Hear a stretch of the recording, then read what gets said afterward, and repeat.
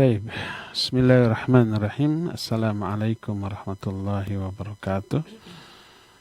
Alhamdulillahilladzi anzala sakinata fi qulubil mu'minin liyazdadu imanan ma'a imanihim.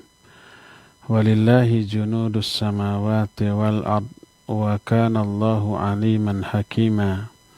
Wa asyhadu an la ilaha illallah wahdahu la syarikalah. Wa asyhadu anna Muhammadan abduhu wa rasuluh. Ya ayyuhalladzina amanu taqullaha haqqa tuqatih wa la tamutunna illa wa antum muslimun. Wa ba'd. Para pendengar radio Tarbiyah Sunnah Bandung di mana saja Anda berada, khususnya para anggota Majelis Ta'lim Mumtaz Indonesia, para alumni haji dan umrah di bawah penyelenggaraan Travel Mumtaz Indonesia ataupun Nasratul Ummah Travel di mana saja Anda berada, juga para pendengar radio-radio lain, para pemirsa TV manapun, serta para netizen melalui akun manapun di mana saja Anda berada. Alhamdulillah kembali kita berjumpa untuk melanjutkan kajian kitab Ad-Da' wad-Dawa susunan Al-Imam Ibnu Qayyim rahimahullahu ta'ala. Pada pertemuan kemarin kita sudah menjelaskan salah satu dampak buruk dari maksiat, yaitu maksiat mengundang laknat. Sebaliknya maksiat juga menghalangi doa Rasul alaihi salatu wassalam dan doa para malaikat. Kita tahu setiap saat para malaikat itu mendoakan kaum muslimin, mendoakan ampunan, mendoakan rahmat, mendoakan surga, mendoakan keselamatan dari api neraka. Demikian juga Rasul kita alaihi salatu wassalam. Semuanya didoakan kecuali ahli maksiat sebagaimana yang sudah kita terangkan di pertemuan yang lalu. Nah, tak kurang mengerikannya adalah salah satu di antara dampak buruk dari dosa dan maksiat adalah akan terkena azab kubur yang mengerikan. Jenis azabnya itu disesuaikan dengan jenis dosa atau maksiat yang dilakukan oleh orang tersebut ketika di dunia. Ada yang lebih mengerikan, ada yang cukup mengerikan. Tapi seenteng-enteng azab di alam kubur itu tidak ada bandingannya dengan penderitaan, kesakitan yang dialami oleh manusia di dunia. Dan apa yang teralami sebagai azab kubur di alam kubur oleh ahli maksiat gak seberapa dibanding azab neraka di akhirat nanti.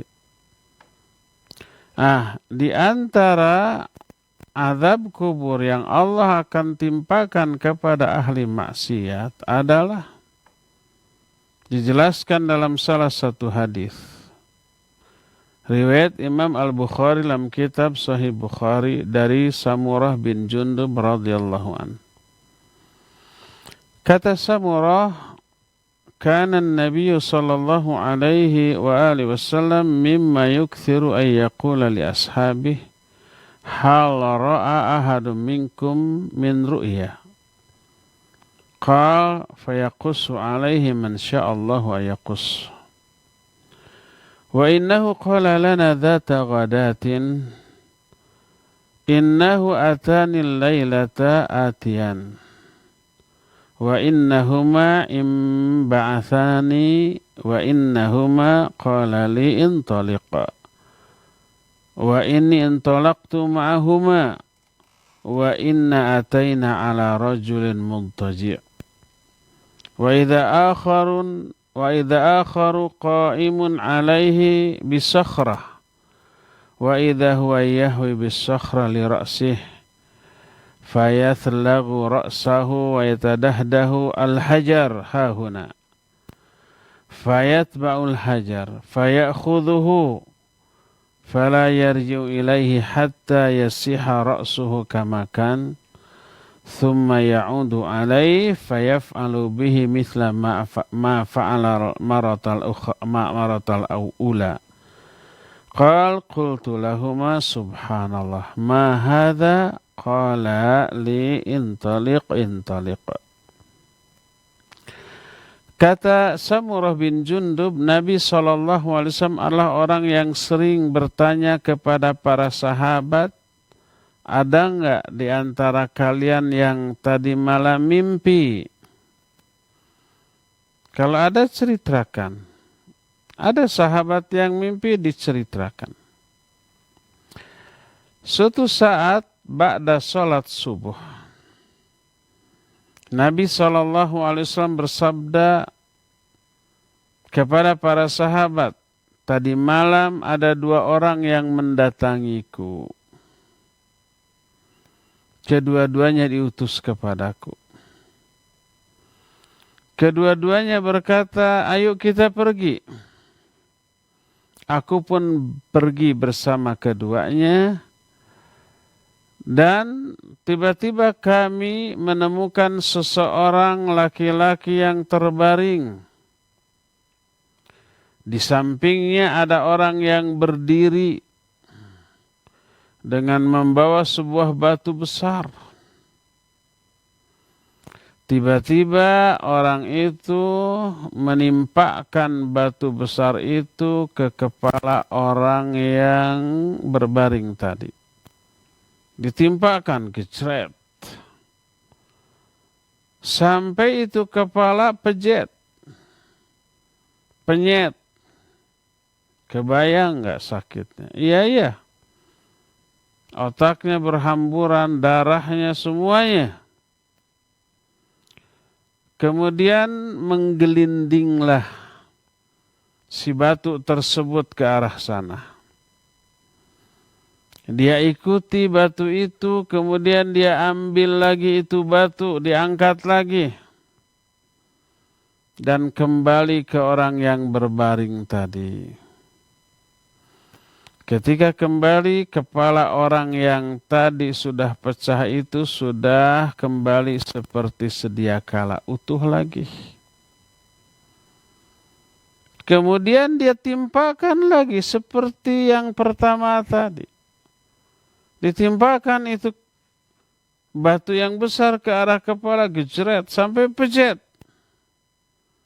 Begitu dan begitu seterusnya, berulang kali. Nabi SAW sampai ngeri dibuatnya, lalu berkata, subhanallah, apa ini? Tapi 2 orang yang menyertainya itu menyatakan, sudah, kita pergi lagi. Ini kasus pertama. Fantalaqna fa'atayna ala rajulin mustalqin liqafah wa idza akharun qa'imun alaihi bikalubin min hadidin wa idza huwa ya'ti ahada shiqqai wajhihi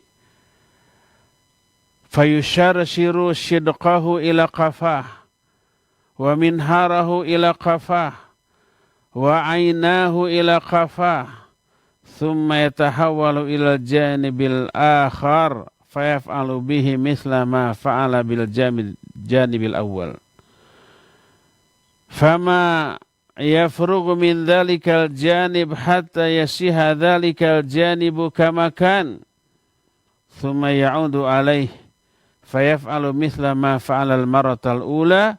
Qala qultu subhanallah ma hadhani qala li intaliq.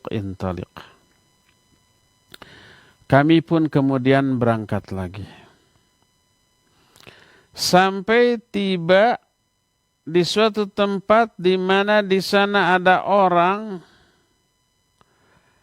yang dipegang si tengkuknya. Ada orang lain berdiri di sampingnya. Orang yang berdiri ini memegang sebatang besi yang runcing. Kemudian tiba-tiba dia tusukkan besi tersebut ke salah satu rahangnya. Sampai tembus kemana? Ke tengkuknya. Kemudian dari arah lehernya. Ditusuk sampai tembus ke tengkuknya. Kemudian dari arah matanya yang satu. Ditusuk sampai tembus ke tengkuknya. Kebayang nggak? 3 arah tuh. Dari arah rahang sampai ke tengkuk ke belakang. Dari arah leher sampai ke belakang. Dari arah kanan sampai ke belakang. Ditusuk. Kemudian dia beralih ke sebelah kirinya. Dia berbuat hal yang sama. Rahang kirinya ditusuk sampai tembus ke tengkuk. Lehernya sebelah kiri ditusuk sampai tembus ke tengkuk. Matanya yang kiri juga seperti itu. Cabut lagi. Kebayang. Nusuknya sakit, nyabutnya juga super sakit. Dia beralih lagi ke sebelah kanan. Ketika beralih lagi ke sebelah kanan, kondisi rahangnya, lehernya, dan matanya sudah sembuh seperti biasa. Kemudian dia berbuat lagi, ditusukkan lagi. Cabut, tusuk lagi sebelah lehernya. Cabut, tusuk lagi sebelah matanya. Terus cabut lagi, balik lagi ke kiri. Begitu dan begitu seterusnya. Aku bertanya, subhanallah, apa ini? Siapa kedua orang itu? Maka dijawab, sudah, kita berangkat. Ini kasus kedua. Orang yang disiksa yang berbeda siksanya dengan siksaan yang pertama tadi. Fantalaqna fa'atayna ala mithli tanur. Qala wa ahsibu annahu kana yaqul fa idza fihi laghathun waswat. Qal fattala'na fihi. Fa idza fihi rijalun wa nisa'un urat. Wa idza hum ya'tihim lahabun min asfali minhum. Fa idza atahum dhalika lahab dudu. Qal qultu ma haula qala li intaliq. Kemudian kami pun berangkat lagi. Tiba di suatu tempat. Kami menemukan ada seperti tungku yang besar. Di dalamnya ada orang yang berdesak-desakan dan suara yang riuh. Kami ngintip ke dalamnya. Ternyata di dalamnya ada laki-laki, wanita telanjang semuanya. Tiba-tiba dinyalakan api dari bawah tungku tersebut. Kemudian tahu tungku daerah di bawahnya itu lebar, luas, tapi daerah atasnya itu sempit. Ketika dinyalakan mereka kepanasan. Mereka berteriak. Berebut untuk keluar. Saling mendahului. Keluar dari tungku tersebut. Karena nggak kuat dengan panasnya. Bayangkan. Orang di bawah banyak. Jalan keluarnya sempit. Berdesak-desakan. Saling sikut. Saling tendang. Saling dorong. Saling segala macam. Sampai mereka keluar. Setelah sampai di luar, api itu padam lagi. Apa yang terjadi? Anehnya mereka masuk lagi ke sana, ke tungku tersebut. Setelah semuanya masuk lagi ke dalam, dinyalakan lagi itu. Kepanasan lagi, menjerit-jerit lagi. Kemudian mereka berebut lagi keluar. Begitu dan begitu seterusnya. Waliyadzubillah. Nabi SAW bertanya, siapa mereka itu? Ini kasus ketiga, kejadian ketiga. Kata dua orang yang menyertai Nabi di alam mimpi itu, sudah kita berangkat lagi. Fantalaqna fa'ataina ala naharin. Hasibtu annahu kana yaqul ahmar mithla dam. Wa idha fin nahar sabihun yasbah. Wa idha ala syatin nahar rajulun. Qad jama' indahu hijarah kathirah. وإذا ذلك السابح يسبح ما يسبح ثم يأتي ذلك الذي جمع عنده الحجارة فيفغر له فاه فيلقمه حجرا فينطلق فيسبح ثم يرجع إليه كلما رجع إليه فغر له فاه فألقمه حجرا Qultu lahu ma hadhani qala li intaliq. Kami pun kemudian berangkat lagi. Tiba di sebuah sungai yang warnanya merah seperti darah. Di tengah sungai itu ada orang yang sedang berenang. Kemudian di samping atau di pinggir sungai tersebut ada seseorang yang sudah mengumpulkan batu yang sangat banyak.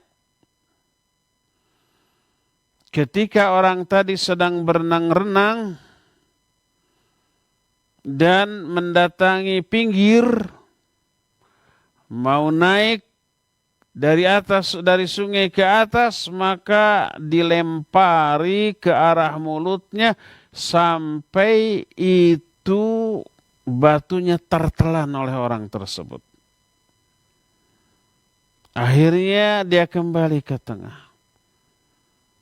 Akhirnya mau naik lagi ke daratan, dilempar sampai tertelan si batunya. Begitu dan begitu seterusnya. Nabi SAW kemudian menjawab, apa ini? Siapa mereka tersebut? Dijawab, sudah, kita berangkat saja. Ini kasus keempat.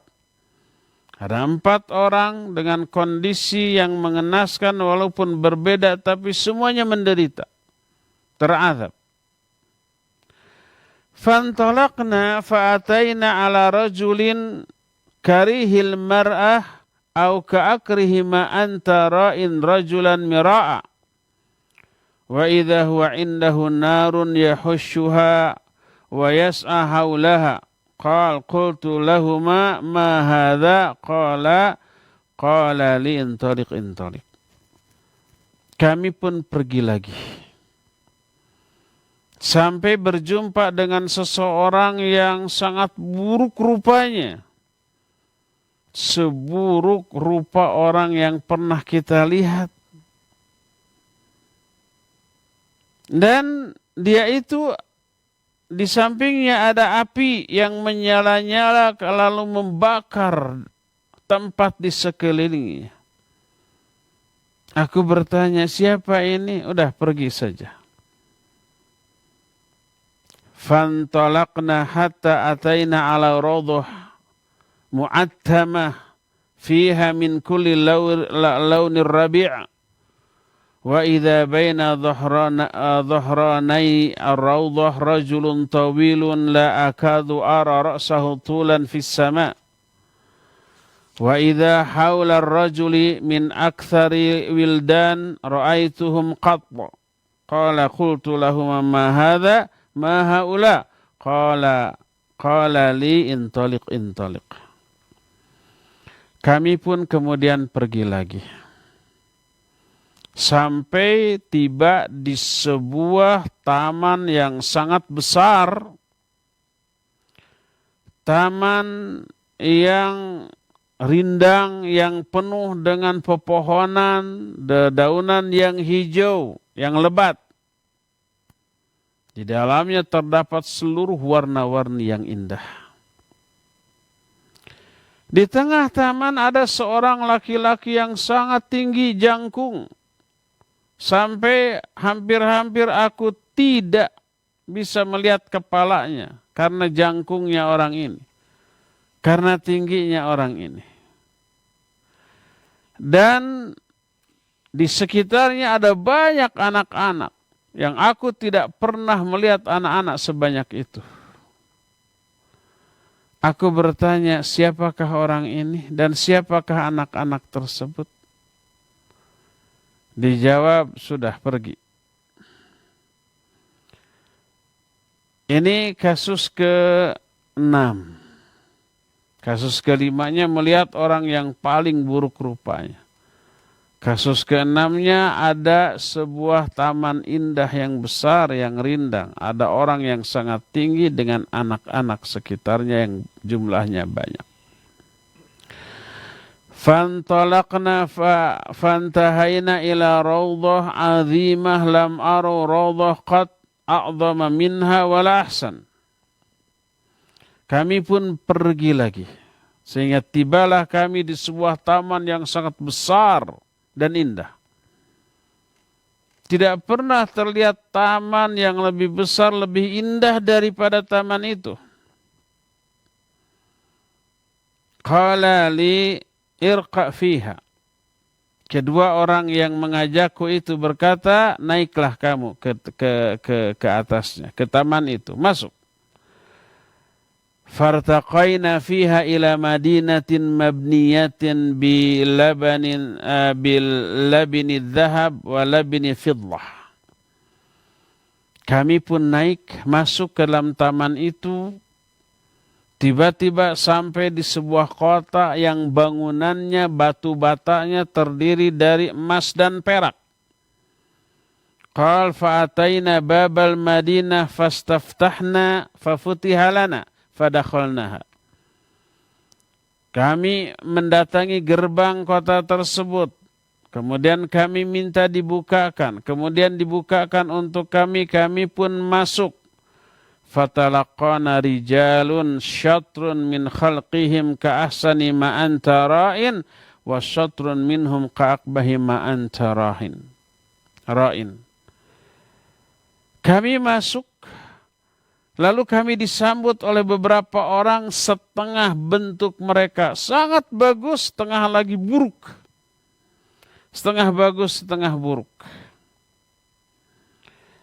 Lalu berkatalah dua orang yang menyertaiku kepada mereka, idhabu faqa'u fi dzalikan nahar. Kamu pergi, kamu nyebur tuh ke sungai itu.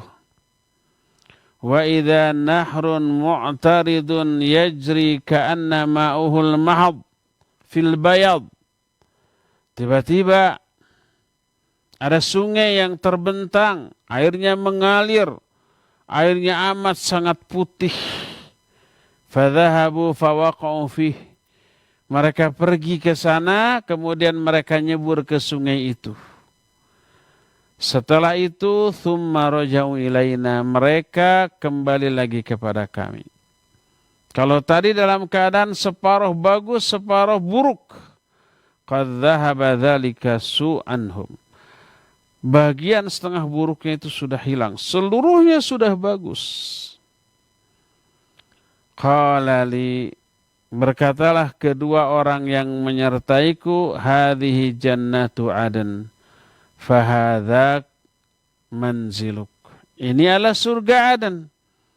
Dan itu adalah tempat tinggalmu. Qal fasamma basari sudu'a su'uda fa'idha qasrun mislur rababatil bayda. Ketika ditunjuk itu tuh tempat tinggalmu, aku menengadah ke atas. Tiba-tiba ada istana seperti awan yang putih. Hadza manziluka, itulah tempat tinggalmu. Qultu lahum, aku bertanya kepada kedua orang yang menyertaiku tersebut, barakallahu fikuma fadharani fa'adkhuluh. Semoga Allah memberkati kalian berdua.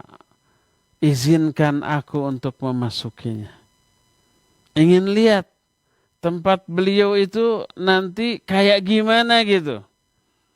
Dijawab ammal an fala. Adapun sekarang tidak boleh. Nanti fa anta dakhiluh. Kamu nanti akan memasukinya pada saatnya. Setelah itu Nabi SAW bertanya, fa inni qad ra'aitu mundul lailah ajaban, fama hadzal ladzi ra'ait. Aku malam ini telah melihat berbagai macam peristiwa yang menakjubkan. Apa arti dari semua yang aku lihat ini? Dijawab oleh kedua orang ini, amma inna sanukhbiruk, akan kami terangkan kepadamu. Lalu kedua orang itu menerangkan. Kata kedua orang itu, wa ammar rajul ladzi ataita alaihi yusharsiru shidqahu ila qafah wa minharahu ila qafah wa ainahu ila qafah fa innahu ar-rajulu yaghdu min baitihi fayakdhibul kadhibah tablughul afaq.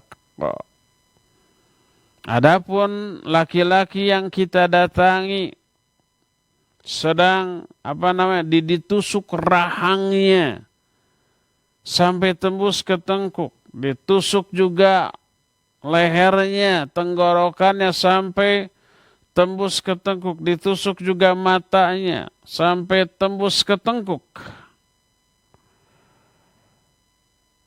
Sebelum itu yang pertama, amar rajulul awwal alladzi ataita alaihi, adapun orang yang pertama kamu datangi, yaitu yang kepalanya itu ditimpa dengan batu. Fa innahu ar-rajul alladzi ya'khudhul Qur'an fayarfadhuhu wa yanamu 'anis salatil maktubah.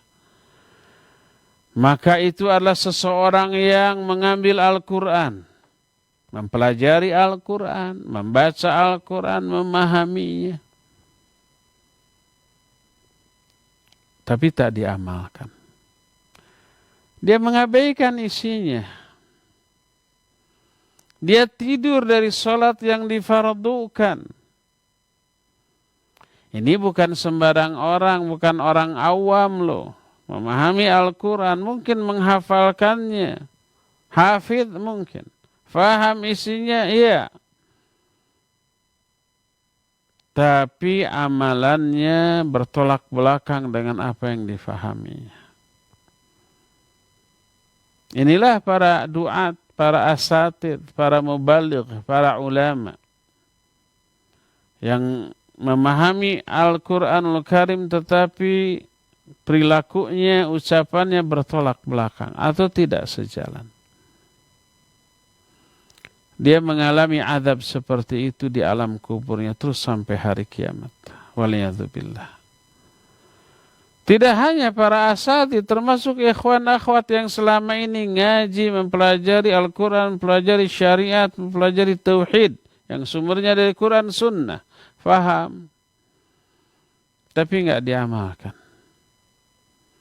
Ini terancam dengan azab kubur seperti yang diterangkan dalam hadis ini. Kepalanya ditimpa dengan batu besar sampai pejet. Gak kebayang sakitnya. Yang apabila itu terjadi di dunia, niscaya orang itu sudah mati seketika itu juga. Tapi ini di alam kubur yang tidak ada lagi kematian sampai hari kiamat. Kedua, adapun orang laki-laki yang kamu datangi yang ditusuk rahangnya sampai tembus ke tengkuk, lehernya sampai tembus ke tengkuk, matanya sampai tembus ke tengkuk, adalah orang yang berangkat dari rumah sekadar untuk menyebarkan kedustaan sampai kedustaannya memenuhi ufuk. Sekarang ini untuk berdusta nggak perlu keluar rumah, nggak perlu hadir di sebuah riungan, tapi cukup di rumah, cukup di kamar, cukup sambil berbaring, Melalui apa? Media sosial. Bikin status saja di WA. Bikin status saja di media sosial apapun yang kita miliki. Atau menyebarkan berita hoax. Berita bohong, berita dusta yang kita tidak tahu kebenarannya, validitasnya. Lalu kita sebarkan. Kena nih dengan ancaman dalam hadis ini menyebarkan berita hoax, dusta. Apalagi kedustaan itu mengatasnamakan Allah dan Rasulnya.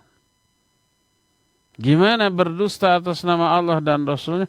Berbicara tentang agama tanpa ilmu. Dengan kebodohan. Wah, ini ada nih share dari teman tentang agama. Siapa yang mengamalkan ini akan begini, akan begitu. Kan atas nama agama. Itu urusan agama. Berbicara atas nama Allah dan Rasulnya. Berdusta atas nama Allah dan Rasulnya. Para Allah dan Rasulnya tidak pernah mengatakan demikian. Nggak ada ayatnya, nggak ada hadisnya, langsung di-share. Suruh share. Sampai kedustaan itu menyebar ke seluruh dunia. Hati-hati, ikhwan akhwat. Ketika membuka media sosial kita dan menggunakannya untuk menyebarkan sesuatu yang validitasnya diragukan. Baik itu berita, apalagi berita itu menyangkut kehormatan, nama baik seseorang yang kemudian dirusak dengan berita itu. Kalau benar itu gibah, kalau salah, dusta itu buhtan. Dosanya lebih besar. Mau benar mau salah itu dosa besar. Berita tentang seseorang. Tentang keburukannya tentu saja. Adapun tentang kebaikannya ya nggak masalah. Termasuk juga berbicara tentang agama tanpa ilmu dengan kebodohan. Berdusta atas nama Allah dan Rasulnya. Menyampaikan hadis palsu ataupun hadis dhaif tanpa menjelaskan kepalsuannya atau kedhaifannya. Ini sesuatu yang sangat berbahaya dan terancam dengan azab kubur seperti yang dijelaskan di dalam hadis ini. Ini yang kedua nih. Azab kubur yang kedua. Bagi ahli maksiat. Ahli maksiat yang pertama adalah tidak mengamalkan Al-Quran yang sudah dipelajari. Kemaksiatan yang keduanya adalah penyebar hoax. Ketiga, wa ammar rijalu wan nisa'ul urat alladzina fi mithli bina'i tanur fa innahum zannat waz zawani. Adapun laki wanita telanjang yang ditemukan di sebuah tungku yang kemudian dibakar. Mereka adalah para pezinah lelaki dan pezinah perempuan. Kalau yang dua pertama ini nyaris hampir setiap orang tidak selamat tuh. Apalagi yang pertama tadi itu orang yang berkecimpung di dunia dakwah dan di dunia ilmu. Belajar Al-Quran tapi tidak mengamalkannya. Yang kedua menyebar hoax. Bisa terjadi di kalangan para tulabul ilm. Kalau yang ketiga ini nyaris ini tidak terjadi di lingkungan ikhwan dan akhwat kita. Nyaris bukan berarti tidak ada sama sekali. Mungkin ada. Keempat, wa ammar rajul ladzi ataita alaihi yasbahu fin nahar wa yulqamul hijarah fa innahu akilur riba. Adapun orang yang kamu temui dia itu berenang-renang di sungai darah, dilempar dengan batu sampai ketelan. Mereka adalah para pemakan riba. Mereka mengalami azab di alam kuburnya seperti yang dijelaskan tadi. Terus sampai hari kiamat. Ini 4 jenis azab kubur dengan 4 jenis kemaksiatannya. Berbeda jenis kemaksiatan, berbeda jenis azab. Serta kadarnya, penderitaan yang dialaminya. Wa ammar rajul al-karihul mar'ah alladhi indahu an-nar yahushuha wa yas'a haulaha fa innahu malikun khazinu jahannam. Adapun lelaki yang buruk sekali keterlihatnya, pemandangannya, yang memegang api kemudian membakar apapun yang ada di sekitarnya, maka dia adalah malaikat Malik, penjaga neraka Jahannam. Wa amma ar-rajulu at-tawilu alladhi fi rawdah fa innahu Ibrahim. Adapun laki-laki yang jangkung, yang tinggi, yang berada di tengah-tengah taman yang sangat indah, beliau adalah Nabiullah Ibrahim alaihissalatu wassalam. Wa ammal wildanul ladzina haulahu fa kullu mauludin mata 'ala al-fitrah. Wa fi riwayat Al-Barqani wulida 'ala al-fitrah. Adapun anak-anak yang banyak yang ada di sekitar Nabi Ibrahim tadi adalah semua orang yang lahir kemudian mati di atas fitrah atau matinya sebelum baligh. Masih anak-anak sudah mati. Qala ba'dul muslimin, maka berkatalah sebagian sahabat dari kalangan kaum muslimin saat itu, ya Rasulullah wa auladul musyrikin, wahai Rasulullah, termasuk juga anak-anak orang musyrik. Anak-anak orang musyrik mati sebelum baligh. Apa mereka ke surga atau ke neraka? Kata Rasul sallallahu alaihi wasallam, wa auladul musyrikin, ya, termasuk anak-anak orang musyrik.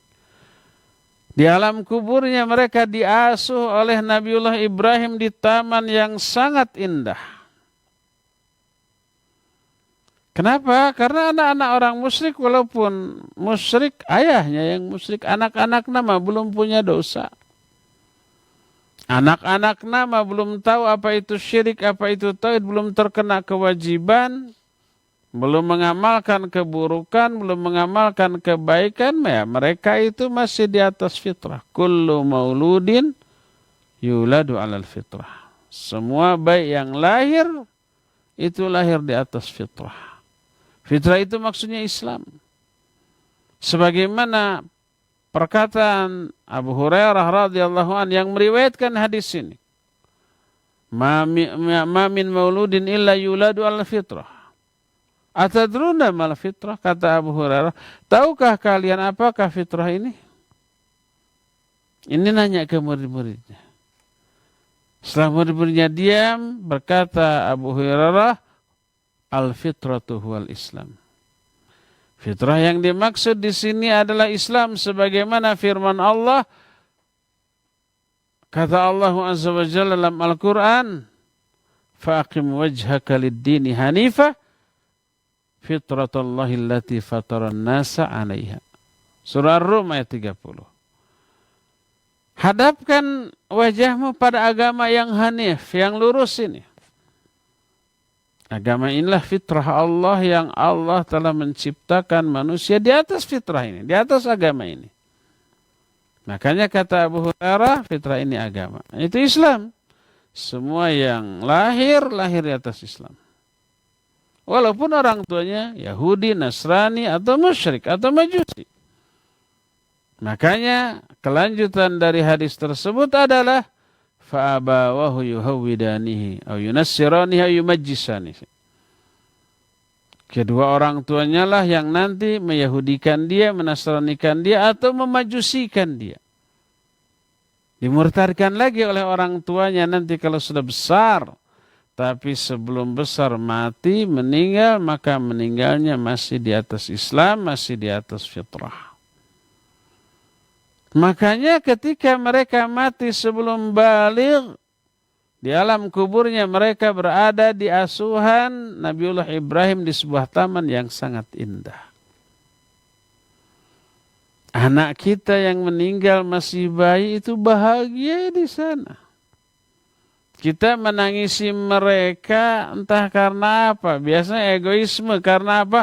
Karena kitanya aja tidak terhibur lagi dengan kelucuan anak, kan gitu ya. Adapun anaknya sendiri bahagia di sana, di taman surga. yang diasuh oleh Nabiullah Ibrahim alaihissalatu wassalam, termasuk anak-anak orang musyrik. Wa ammal qaumul ladzina kanu syatru minhum hasanan wa syatru minhum qabihan fa innahum qaumun khalatu amalan salihah wa akhara sayyi'a tajawazallahu anhum.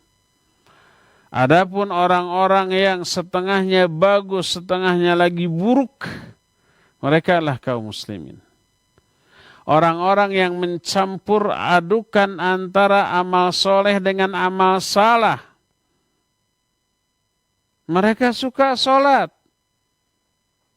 Jangankan umpah yang 5 waktu, rawatibnya juga, tahajudnya, saumnya tidak hanya Ramadan, Senin Kamis juga, salat sunnah saum sunnah ayamul bid juga, Arafah, Muharram, dan seterusnya.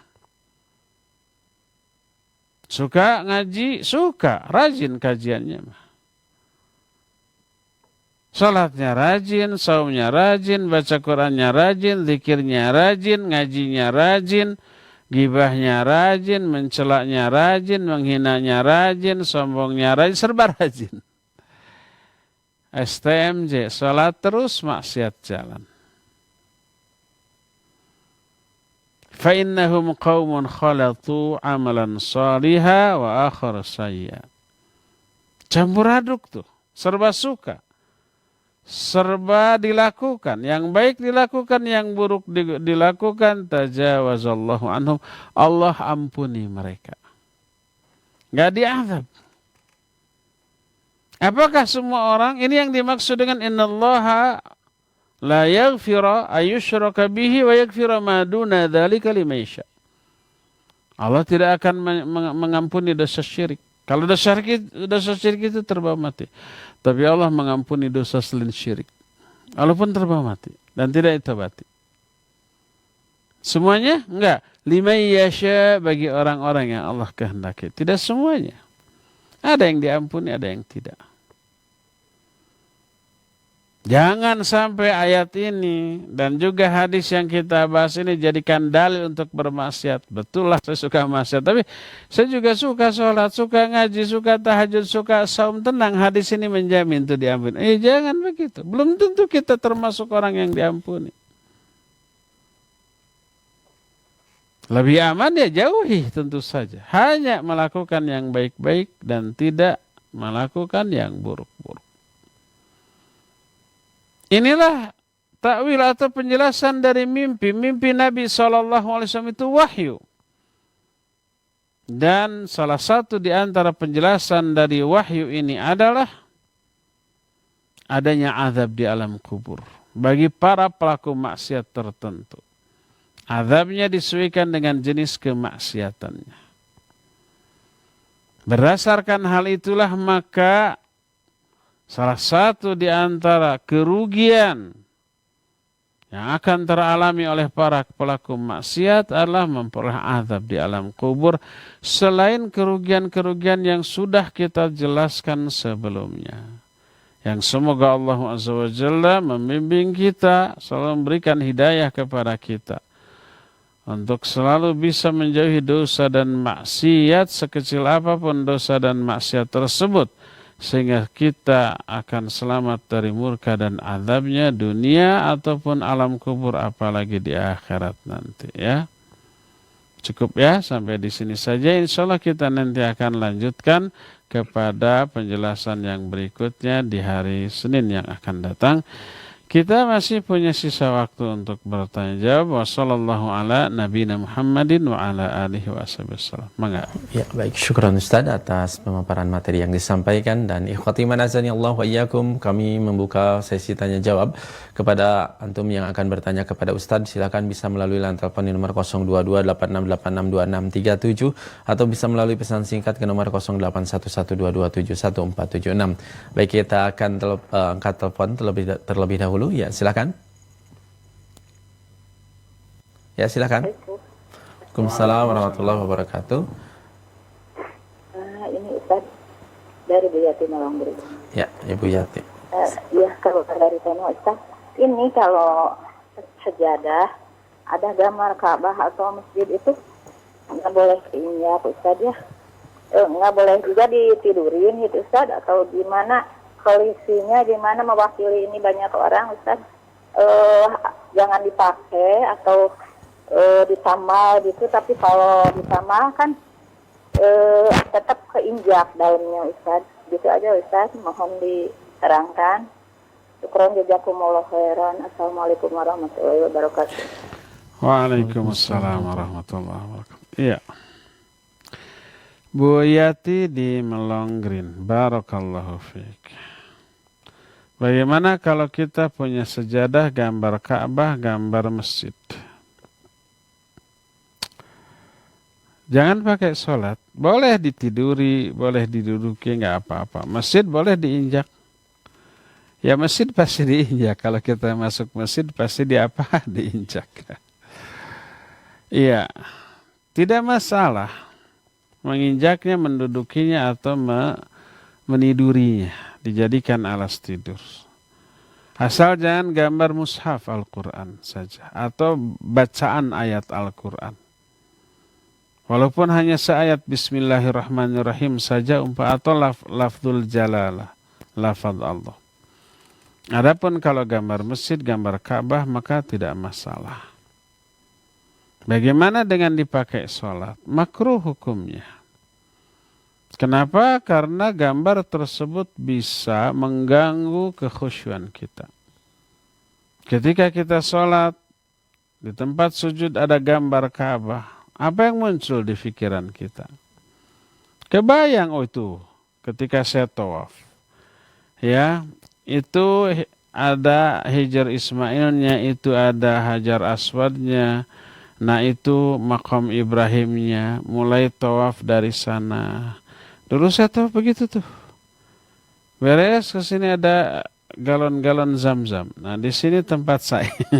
Bisa kebayang begitu. Akhirnya pikiran kita kemana-mana. Ingat masa-masa umroh, ingat ke orang-orang kawan-kawan satu jamaah yang waktu itu sama-sama, ingat ke ustadz pembimbingnya, ingat ke travelnya, dan seterusnya. Dalam sholat. Termasuk gambar masjid. Ini masjid kelihatannya angker banget ya. Ukurnya sekian kali sekian. Kayaknya biayanya sekian nih. Mengganggu enggak? Iya mengganggu. Makruh. Jangankan kita, jangan sampai ada orang kalau khusyuk walaupun ada gangguan apa-apa juga tetap khusyuk. Tidak khusyuk walaupun polos juga tetap tidak khusyuk. Jangan beranggapan begitu. Jangankan kita. Nabi SAW tetap merasa terganggu.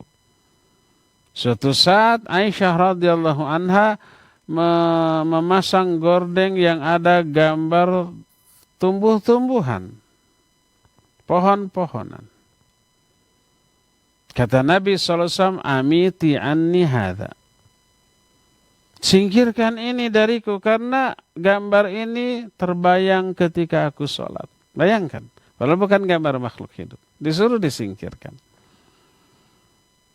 Itu Nabi SAW yang kekhusyuannya itu tidak perlu diragukan.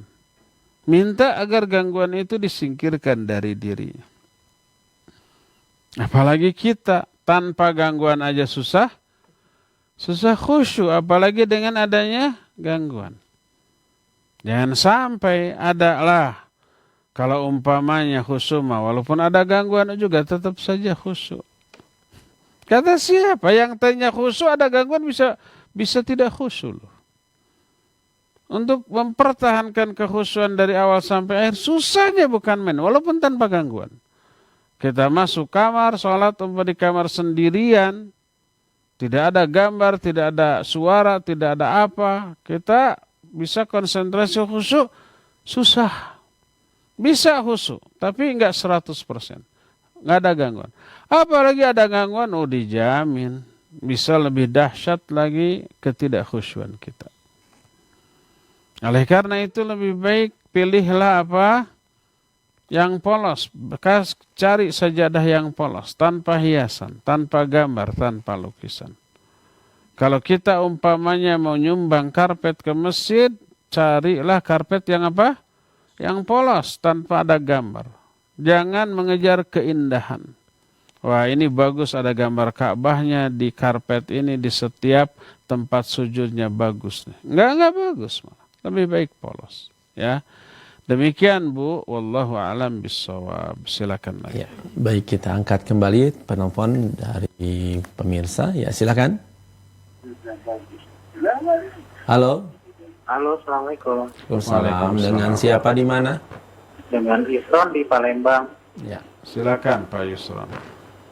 Assalamualaikum Ustaz. Waalaikumsalam warahmatullahi. Mau nanya Ustaz, tapi di luar tema Ustaz. Kalau soal rekaman murotal, lalu azan, itu bagaimana hukumnya Ustaz? Apa bisa disamakan dengan azan atau murotal yang lagi dibaca langsung? Misalnya kalau di murotal kan kita ada yang baca Al-Quran, kita harus dengar dan diam. Demikian juga dengan azan kan kita harus jawab. Nah, bagaimana dengan rekaman Ustaz? Sama ini Ustaz, kalau kita ikut rekaman kajian dari YouTube misalnya, itu kita dapat nggak fadilah kajian seperti kayak kita kajian di offline Ustaz? Sudah Pak? Sudah Pak, sudah Ustaz. Ya. Assalamualaikum warahmatullahi wabarakatuh. Waalaikumsalam warahmatullahi wabarakatuh. Baik. Pak Yusran di Palembang, barakallahu fiik. Boleh nggak memutar dan mendengarkan murattal? Boleh, bagus. Ada pahala mendengarkannya? Ada. Pertama, memurojaah. Kedua, mengkondisikan hati, ya. Lebih bagus mana dengan baca sendiri? Ya, lebih bagus baca sendiri. Walaupun murattal itu qari yang bagus, lagunya enak, kita gerebek, asal benar tajwid makhraj, tetap lebih utama membaca sendiri. Pahalanya beda, karena masyaqqahnya atau pengorbanannya, penderitaannya berbeda. Tapi dibolehkan untuk memutar atau mendengarkan murattal. Atau nyetel radio. Di radio di setel murattal kita dengarkan, ya bagus. Mengkondisikan hati. Suasananya lebih islami, lebih syar'i, lebih adem. Ditambah dengan murojaah. Wajib enggak kita menyimak, mendengarkan tanpa melakukan apa-apa? Tidak wajib. Karena Nabi SAW pernah suatu saat ke Ka'bah untuk tawaf. Lalu di samping Ka'bah ada seorang sahabat yang sedang membaca Al-Quran. Nabi SAW terus melanjutkan tawafnya dan setelah selesai beliau pergi. Tidak sengaja mendengarkan. Oleh karena itu dibolehkan. Bagaimana dengan azan? Menyetel azan bagi orang yang berkepentingan seperti di radio, ya, di TV, kemudian menyetel rekaman azan, tidak masalah untuk memberitahukan datangnya waktu sholat. Tapi bagi yang tidak berkepentingan, jam segini setel azan. Untuk apa? Nggak ada keperluan apa-apa. Kecuali umpamanya kita untuk istifadah, mengambil faidah dari umpamanya tajwid dan makhrajnya. Ini azannya seorang qari umpamanya. Bagaimana cara melafazkan setiap lafaz di dalam kalimat azan tersebut. Istifadah boleh kapanpun. Tapi menyetel dengan sengaja maka tidak boleh. Terus pas waktu sholat duhur kita datang ke masjid. Setel aja azan. Ya boleh. Harus kita sekalian adzan, walaupun adzan kita nggak sebagus adzan di kaset umpama, itu harus langsung. Adapun kalau kita mendengarkan adzan, wajib nggak dijawab? Ya, kalau orangnya yang langsung. Walaupun melalui radio, walaupun melalui TV, melalui internet, tapi langsung. Makanya kita nyetel TV Masjidil Haram. Pas di sana waktu zuhur ada adzan zuhur. Langsung apa rekaman? Langsung. Maka kita jawab. Dan berdoa setelahnya, walaupun kita tidak akan sholat. Karena belum waktunya di Indonesia, kan bedanya 4 jaman ya. Umpamanya jam segini sekarang jam 9. Di sana mungkin adzan subuh. Mau sholat subuh. Kita setel, kita dengar, kemudian kita jawab dan kita berdoa seusai adzan setelahnya. Walaupun kita tidak akan sholat subuh. Udah tadi di kita mah. 4 jam yang lalu. Nah. Adapun kalau rekaman, kadang ada TV yang menyetel rekaman azan atau radio yang menyetel rekaman azan, maka tidak ada syariat untuk menjawab azan dalam bentuk rekaman tersebut. Tapi dijawab, iya dijawab. Dijawab tidak dijawab, tapi itu rekaman, tidak dijawab. Karena itu rekaman. Adapun kalau langsung walaupun lewat radio atau TV ya dijawab. Karena itu bukan rekaman. Adapun kalau rekaman maka itu tidak dijawab. Biarkan saja begitu. Ya. Bagaimana kalau nyetel di YouTube atau di media sosial lainnya kajian? Bagus.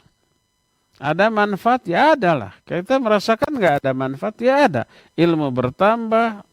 Hati juga terkondisi. Ada manfaat, ada pahala ada keutamaan ada.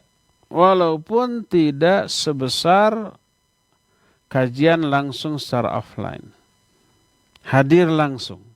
Itu pahalanya keutamaan jauh lebih besar. Lebih baik mengadakan kajian langsung walaupun hanya didengar oleh 1 atau 2 orang. Daripada kajian online walaupun didengar oleh 1 juta orang. Kecuali kalau ada uzur yang seperti ini kita nggak bisa offline. Karena bisa menjadi media yang potensial untuk penyebaran COVID-19. Pemerintah juga melarang, juga berisiko. Ya jangan diadakan kajian. Sementara nggak ada kajian offline, maka silakan online. Peribahasa mengatakan tak ada rotan, akar pun jadi.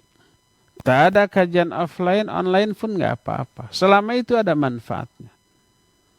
Ya, demikian. Wallahu a'lam bishawab. Silakan. Ya, syukran Ustaz atas jawabannya. Kita beralih ke penanya melalui pesan singkat dari Ibu Nur di Buah Batu. Assalamualaikum Ustaz. Apa maksud dari penjelasan tidak mengamalkan itu yang bagaimana yang Ustaz? Tidak mengamalkan yang berhubungan dengan ibadah untuk diri sendiri atau berhubungan dengan muamalah? Dan tolong dijelaskan contohnya Ustaz. Silakan. Iya, Ibu Nur di Buah Batu. Barakallahu fiik. Iya, baik menyangkut akidah, ibadah, muamalah atau akhlak ya. Al-Quran dan hadis penuh dengan penjelasan tentang seluruh aspek kehidupan. Seperti umpama muamalah bertetangga, wajib kita untuk memuliakan tetangga ya. Ketika berpapasan, menyapa, menyampaikan salam, mendoakan kebaikan, ramah ya. Demikian juga ketika kita kedatangan tamu, dimuliakan tamu itu disuguhi sebagus yang kita mampu. Tidak mengganggu mereka dengan suara bising, menyetel musik keras-keras dan yang sejenisnya. Itu ajaran Islam. Kalau itu tidak diamalkan, tetangga ketemu di jalan. Nggak nyapa, nggak negur, nggak salam. Ditanya juga cuek. Mau kemana Bu? Kepo. Orangnya sakit hati. Padahal dia bertanya begitu sekedar menunjukkan keramah tamahan, kepedulian, perhatian. Memang uraf di bangsa lain nggak bagus kepo seperti itu. Tapi kalau di kita, kepo ini salah satu uruf yang dianggap bagus. Nah, kalau umpama kita cuek seperti itu, menyakiti tetangga dengan sikap dan ucapan, itu tidak mengamalkan syariat Islam dalam hal bermuamalah dengan tetangga.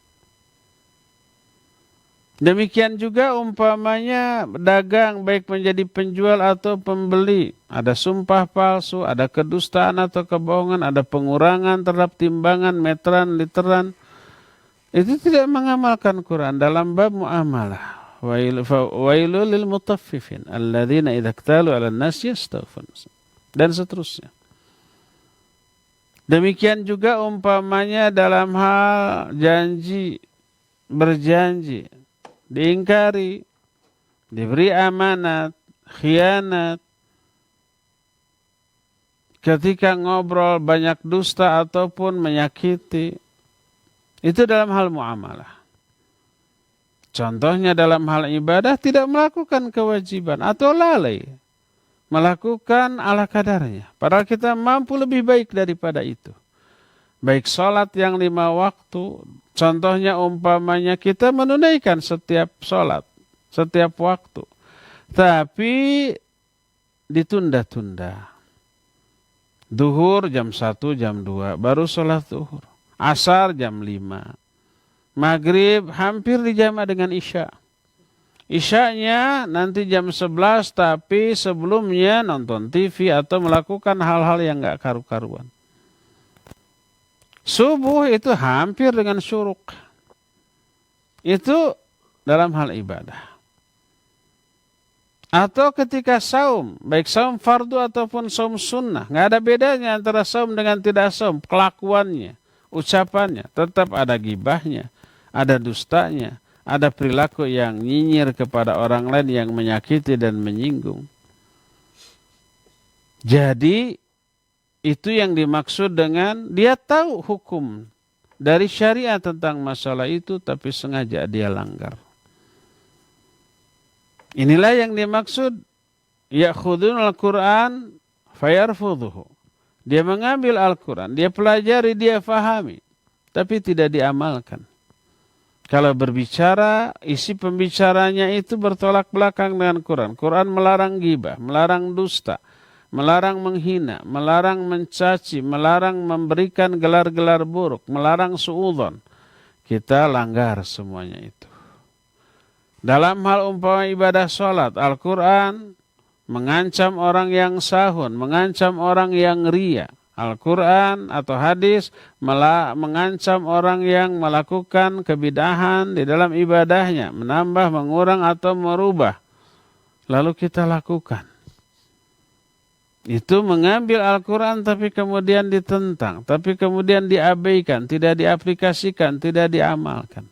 Ya, itulah yang dimaksud dengan menentang atau tidak mengamalkan Al-Quran. Wallahu a'lam. Silakan. Baik, syukron Ustaz atas jawabannya.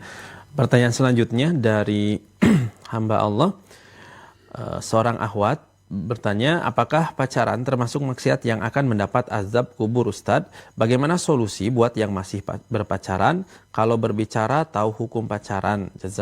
Jazakallahu khairan Ustaz. Silakan. Iya, pacaran itu ibadah yang agung bila dilakukan oleh suami istri. Tapi kalau belum nikah, ya, pacaran dengan batasan-batasan seperti yang difahami oleh anak muda sekarang, seluruhnya haram. Apa pacaran? Bentuk pacaran yang dilakukan oleh muda-mudi sekarang, kopi darat, berjumpa kan? Jalan bareng, makan bareng, kadang-kadang saling suapan, saling suapin, suapin, saling menyuap gitu. Ketika makan bareng, ketika berjalan, bergandengan tangan. Ketika ngobrol, saling bertatapan, ya. Ketika ada iler, disusut gitu ya. Semuanya haram. Menatapnya aja haram. Karena belum menjadi orang yang halal baginya. Allah menyatakan, Qulil mu'minina yaghuddu min absarihim. Itu untuk laki-laki. Katakan kepada laki mukmin tundukkan pandangan. Qulil mu'minati yaghuddna min absarihinna. Kepada para wanita mukminat tundukkan pandangan. Oleh karena itu kalau memandang haram lebih dari memandang jauh lebih haram. Jangan sampai nggak ada Al-Quran dan hadis yang melarang berpelukan. Betul, tidak ada. Umpama Al-Quran, janganlah kalian saling berpelukan sebelum kalian menikah. Baik ayat atau hadis, nggak ada.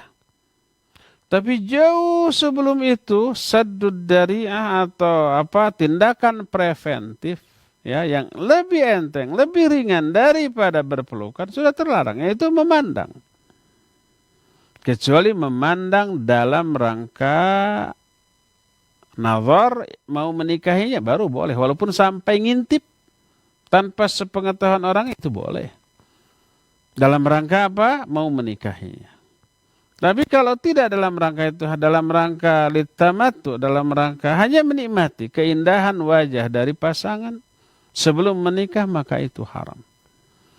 Komunikasinya, hukum asalnya mubah. Ikhwan dan akhwat ngobrol boleh. Ngobrol langsung. Karena Nabi SAW juga pernah ngobrol nggak dengan para wanita sahabiah dahulu? Iya. Apalagi sekarang di telepon tanpa melihat, tanpa memandang. Apalagi chatting. Boleh. Selama komunikasi itu wajar. Isinya ataupun nadanya, nada bicaranya. Nah, adapun yang pacaran seluruhnya tidak wajar. Isinya ya, kamu sayang aku enggak? Gitu kan gitu. Seberapa ingatkah kamu kepadaku? Oh, saya dalam tidur juga bawa mimpi umpamanya. Aduh, senangnya.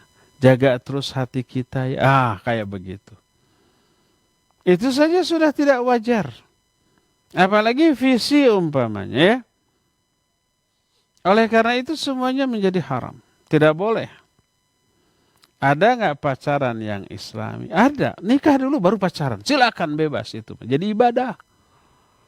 Adapun sebelum menikah, maka seluruh jenis pacaran, apapun bentuknya, maka itu tidak boleh. Nah sekarang kalau umpamanya seorang ikhwan sudah melamar akhwat, sudah diterima, nikahnya 2 pekan lagi, itu butuh waktu karena harus ngurus berbagai macam surat nikah, NA gitu ya, menyiapkan gedung dan seterusnya gitu, catering. Tidak mungkin sekarang lamar, sorenya langsung nikah, kan susah ya. Nah, selama masa menjelang pernikahan, setelah dilamar, bagaimana komunikasi? Komunikasi boleh sewajarnya. Hanya menyangkut umpamanya persiapan nikah. Bagaimana surat sudah beres? Dengan nada yang wajar. Ya, baik telepon ataupun chatting umpamanya. Bagaimana persiapan catering? Sudah siap? Bagaimana panitia? Boleh komunikasi seperti itu. Orang tua sudah siap mental, siap lafaz ijab kabulnya, gitu ya. Boleh nanya, mau apa maharnya? Boleh adu tawar. Saya mau emas 1 ton. Ditawar, kemahalan 1 gram aja. Turun. Itu turun, ini naik. Itu 1 ton, ini 1 gram. Nanti akan ketemu berapa? 10 gram. Jauh banget. Ya kemampuannya begitu ya sudah nggak masalah. Jadi selama komunikasi itu wajar, itu bukan pacaran. Boleh. Nanti pacaran setelah akad, setelah kata orang-orang menyanyikan sah, umpama udah sah. Nah, silakan. Mau lari langsung, mana istri saya, mana istri saya. Boleh langsung. Nggak dipedulikan tamu-tamu. Boleh langsung, ya. Adapun sebelumnya maka jaga. Wallahu a'lam. Silakan. Baik, syukran Ustaz atas jawabannya. Kita beralih ke penanya melalui pesan singkat lagi dari hamba Allah di Cirebon. Afwan Ustaz, Ana ingin bertanya, Ana selalu berusaha menyembunyikan segala ibadah yang Ana lakukan, tapi kadang di rumah suka ada teman-teman orang tua dan orang tua selalu memberi tahu aktivitas ibadah anaknya, kadang tanpa ditanyai, seperti anak-anak saya rajin puasanya, anak-anak saya rajin sholatnya, dan sebagainya. Ana tidak menyukai perbuatan orang tua Ana takut ria, mohon arahan baiknya Ustadz untuk Ana. Silahkan. Saha Hamba Allah. hamba Allah di Cirebon. Barakallahu fiik. Menyembunyikan amal baik dan amal soleh pada dasarnya bagus dan harus demikian. Kecuali kalau menampakkannya ada maslahat, ada manfaat. Maslahatnya ditiru orang. Umpamanya seseorang hanya sholat fardu di masjid. Kalau sholat sunatnya di rumah, baik qabla ataupun ba'da. Kecuali tahiyatul masjid ya, nggak bisa di rumah itu. Nah, tapi apa akibatnya? Akibatnya orang-orang ngikutin si anu juga nggak sholat. Melihat begitu akhirnya dia sengaja melakukan sholat qabla dan ba'da di masjid untuk memperlihatkan ke orang-orang, bukan untuk dipuji agar orang-orang apa? Mengikuti kebiasaan dia. Oh, si itu juga sholat tuh gitu, sholat. Itu baru bagus. Kita infak sedekah, bagus sembunyi-sembunyi. Tapi ada efek buruknya. Apa efek buruknya? Orang-orang jadi tidak mau ikut infak sedekah. Si itu juga enggak tuh, perlu diumumkan tuh. Makanya kita enggak. Akhirnya orang tersebut mengumumkan, saya infak untuk pembangunan pondok pesantren, untuk masjid nih sekian. Orang-orang lihat, wah itu juga berarti itu recommended untuk dibantu. Akhirnya breng. Ya, kalau demikian, maka lebih utama menampakkannya. Dengan tetap tidak terkena dengan riya ya. Seperti yang ditanyakan tadi ya bagus. Baik tahajud, saum sunat, baca Quran, zikir atau belajar ilmu, ya kita sembunyikan. Adapun kalau ternyata orang tua memberitahukan kepada banyak orang, anak saya itu sedang saum, dia mah rajin banget tuh, turunan. Itu bukan salah kita. Ya, kita tidak dosa selama kita tidak kemudian menjadi ujub dan riya. Selama kita tidak pesan ke ibu, Bu, nanti kalau ada orang-orang bilang ya saya sedang saum. Nah, selama kita tidak menyuruh demikian, ya, bahkan kita tidak senang ketika orang lain mengetahui kebaikan kita, ya itu bagus-bagus saja. Boleh nggak kita ngomong ke orang tua? Boleh, tapi secara baik-baik, jangan menyinggung. Jangan sampai ada unsur menyalahkan orang tua. Mah, tahu nggak itu bisa bikin saya riya, tahu nggak? Makanya jangan bilang-bilang ke tetangga. Itu orang tua bisa tersinggung. Kalau caranya demikian, ya bilang bahwa sesuai dengan karakter kita, karakter orang tua kita. Kita tahu bagaimana cara yang baik berbicara kepada orang tua, sesuai dengan karakter dan situasi. Ya, intinya mohon untuk tidak diberitahukan kepada siapapun, terutama di hadapan dia. Adapun di belakangnya, ya itu terserah. Itu bukan kesalahan kita. Dan insya Allah selama kita tetap menjaga keikhlasan, amal ibadah kita yang tersebar ke banyak orang tidak akan memadaratkan apapun kepada kita. Wallahu a'lam. Terakhir ya. Baik. Kita akan bacakan lagi pertanyaan dari baik ada telepon. Ya silakan bagi penelpon yang akan bertanya, sudah masuk silakan. Ngelok deh. Sudah terputus. Ya kami undang kembali yang akan bertanya. Silakan kembali. Sudah ada yang masuk kembali. Halo. Assalamualaikum warahmatullahi wabarakatuh. Waalaikumsalam warahmatullahi wabarakatuh. Dengan siapa di mana? Hamba Allah dari Bogor, Pak. Ya, silakan Bapak di Bogor. Assalamualaikum warahmatullahi wabarakatuh, Pak Ustaz. Waalaikumsalam warahmatullahi wabarakatuh. Barakallahu fikum. Semoga menjaga Pak Ustaz dan keluarga Pak Ustaz. Amin wa iyyakum. Pak Ustaz mau nanya ini, Pak Ustaz mau nanya kalau ada seseorang dia menghibahkan atau menghadiahkan ongkos haji kepada dua orang suami istri, Pak Ustaz. Nah, hajinya haji umpama haji reguler kan, kalau haji reguler di Jawa Barat ini kan lama nunggunya. Nah, jadi pertanyaan Pak Ustadz, kalau seumpama udah dibayarkan, qadarullah salah satu suami kalau nggak istri, kalau terutama pertanyaannya kalau umpama suaminya yang meninggal, istrinya itu gimana karena nggak ada mahram, apa tetap mesti berangkat apa gimana? Yang kedua pertanyaannya, kalau seumpama ya yang meninggal itu salah satunya entah suaminya atau istrinya, apakah itu uang tadi dijadikan sebagai ahli waris sebagai anak-anaknya, sebagai anaknya, atau dijadikan badal haji Pak Ustadz? Kalau ada kelebihannya, nah kelebihan uangnya contohnya kalau badal haji yang Anda dengar di angka 20 juta. Nah itu kalau seumpama satu orangnya 40 juta, itu kelebihannya itu juga gimana? Apa jadi harta waris atau gimana? Mohon penjelasannya Pak Ustadz. Syukron, jazakallahu khair. Assalamualaikum warahmatullahi wabarakatuh. Waalaikumsalam warahmatullahi Baik, waalaikumsalam warahmatullahi wabarakatuh. Pak hamba Allah di Bogor ya, barakallahu fiik. Kalau seseorang sudah memberikan hadiah kepada suami istri untuk berangkat haji reguler 20 tahun lagi, berpahala enggak? Iya berpahala. Sejak kapan? Apakah nanti kalau haji? Enggak, sejak sekarang. Sejak dia umpamanya menyerahkan uang itu, membayarkannya ke bank, udah itu pahala. Jadi atau tidak pahalanya sudah dapat. Kalau qadarullah umpamanya ada halangan, baik meninggal salah satunya atau kedua-duanya, atau karena halangan lain mungkin sakit, atau karena sudah terlalu sepuh tidak memungkinkan untuk berangkat. Bagaimana dengan pahalanya? Pahalanya tetap ya. Kedua, bagaimana dengan hajinya? Kalau suaminya lebih dahulu meninggal atau ada uzur, istrinya bagaimana? Istrinya berangkatlah dengan mahram lain, mungkin anaknya. Jadi jatah untuk suaminya diberikan ke anaknya, ke adiknya, ke kakaknya, atau siapapun orang yang menjadi mahram bagi si istri tersebut. Kemudian berangkat.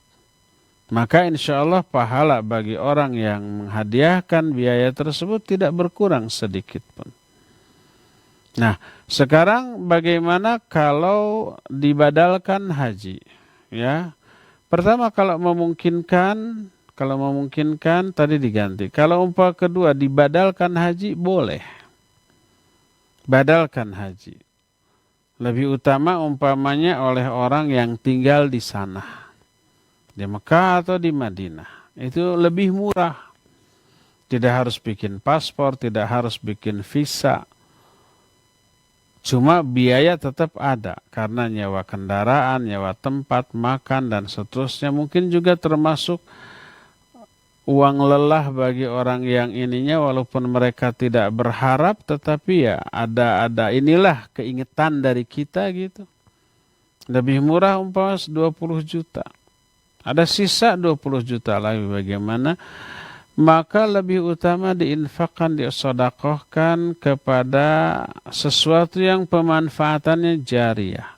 Ke masjid, ke pondok pesantren, ke yayasan-yayasan dakwah, maka itu lebih utama daripada dijadikan sebagai harta warisan bagi ahli warisnya ya. Demikian Pak hamba Allah di Bogor ya, cukup ya sampai di sini. Insyaallah kita jumpa kembali Senin yang akan datang. Subhanakallahumma bihamdik asyhadu an la ilaha illa anta astaghfiruka wa atubu ilaik. Walhamdulillahirabbil alamin. Wassalamualaikum warahmatullahi wabarakatuh. Kuota haji semakin hari semakin terisi. Nasratul Ummah menyediakan sebuah solusi. Berangkat haji tanpa ngantri. Dibimbing langsung oleh Ustadz Abu Haidar As-Sundawi dan Ustadz Rizal Juliar, putra Nanda LC. Dengan Haji Furoda, insya Allah Anda dapat berangkat di tahun 2021. Jaminan 100% uang kembali jika tak pergi haji. Daftar segera. Hubungi 0812 1953 3422.